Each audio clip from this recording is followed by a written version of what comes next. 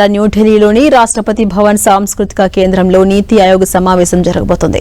ప్రధాని మోదీ అధ్యక్షతన ఉదయం 9:15 నుంచి సాయంత్రం 5 గంటల వరకు జరిగే ఈ సమావేశం నిర్వహిస్తున్నారు. ఈ సమావేశంలో ప్రధాని మోదీతో పాటు అన్ని రాష్ట్రాల సీఎంలు, కేంద్రపాలిత ప్రాంతాల లెఫ్టినెంట్ గవర్నర్లు, కేంద్ర మంత్రులు, నీతి ఆయోగ్ ఉన్నతాధికారులు పాల్గొనబోతున్నారు.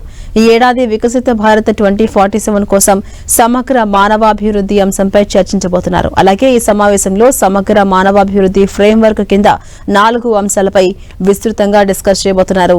యువతలో నైపుణ్యాభివృద్ధి పెంచడంపై చర్చించబోతున్నారు. అలాగే దేశంలోని యువతకు భవిష్యత్ అవసరాలకు తగ్గట్టుగా సరికొత్త సాంకేతికతతో కూడిన నైపుణ్యాలను అందించడంపై సలహాలు, సూచనలు స్వీకరించబోతున్నారు. స్వయం ఉపాధిని ప్రోత్సహించడం, దేశవ్యాప్తంగా స్థిరమైన ఉపాధి అవకాశాలను సృష్టించడం, ప్రజలందరికీ మెరుగైన ఆరోగ్య సేవలు, పౌష్టికాహారం అందించడంపై ప్రత్యేక శ్రద్ధ వంటి అంశాలపై డిస్కస్ చేయబోతున్నారు.